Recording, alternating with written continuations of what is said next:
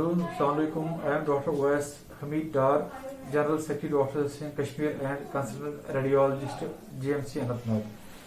तो मेरी बेसिकली लोगों से अपील है कि इस टाइम अगर हम इस जो पैंडेमिक है, डेडली पैंडेमिक थ्रू आउट बोल रहे हैं, जैसा कि आप जानते हैं पूरे इंडिया में तबाही मची हुई है और अब कश्मीर में भी केस काफी ज्यादा बढ़ रहे हैं। हमारे डिस्ट्रिक्ट अनंतनाग में अब केस काफी ज्यादा बढ़ रहे हैं और सिम्टोमेटिक केस काफी ज्यादा हॉस्पिटल आ रहे हैं। तो इस बीमारी से बचने के लिए सबसे पहले जो मेन इस टाइम हमें थ्रस्ट जिस पे देना चाहिए वो है CAB, कोविड अप्रोप्रिएट बिहेवियर। उसमें सबसे पहले आता है mask, you have to mask up.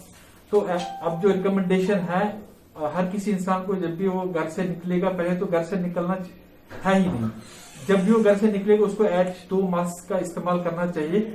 वो मास्क ऐसा होना चाहिए कि एक होनी चाहिए आपकी सर्जिकल मास्क, एक होनी चाहिए आपकी कॉटन मास्क, दोनों को मिला के आपको इसको यूज करना है। उससे आपको 88% प्रोटेक्शन मिलती है कोविड से। नंबर 2 जो आपका है वो है हैंड हाइजीन, मतलब personal hygiene, hand hygiene has to maintain at all cost. Unnecessary surface पे टच नहीं करना चाहिए। आप बस में चढ़ेंगे, ऑटो में जाएंगे, हॉस्पिटल आएंगे, दरवाजों को, बाथरूमों को अननेसेसरी टच नहीं करना है। और आप टच करते भी है उसके बाद आपने अपने आप को या तो साबुन से हैंड वॉश करना है या तो अपने हाथों को सैनिटाइज करना है। और अपने गंदे हाथों से कभी भी इतना मास्क के बाहर के साइड को छुए और जब मास्क निकालेंगे घर में जाके उसको बिल्कुल अच्छे ढंग से उसको डिस्पोज ऑफ करना है। और अपने गंदे हाथों से नाक या चेहरे को या आंखों को बिल्कुल टच नहीं करना है। और क्योंकि सबसे पहले मैं ईद की मुबारकबाद देना चाहूंगा सभी लोगों से, लेकिन हमें ईद पे जो है अननेसेसरी गैदरिंग्स अवॉइड करनी पड़ेगी।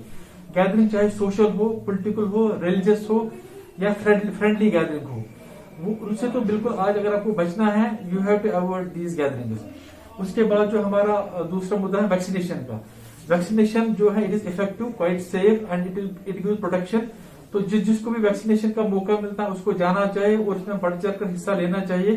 There is application, CoWIN application, वहां पे आपको रजिस्टर करके आप इस जो वैक्सीनेशन का इसका भरपूर फायदा उठा सकते हैं। और वैक्सीनेशन इस टाइम वो एक चीज है जिससे हम इस डिजीज से बच सकते हैं। ये नहीं है कि बहुत सारे रिपोर्ट ऐसे हैं कि वैक्सीनेशन के बाद भी कोई पॉजिटिव होता है। हाँ, वैक्सीनेशन के बाद भी इंसान पॉजिटिव हो सकता है, लेकिन उसको जो डिजीज होगी वो बिल्कुल माइल्ड होगी या एसिम्टोमेटिक रहेगी। वो पेशेंट जिसने वैक्सीनेशन पहले ली होगी वो क्रिटिकल कंडीशन में नहीं जाता है as per the latest studies.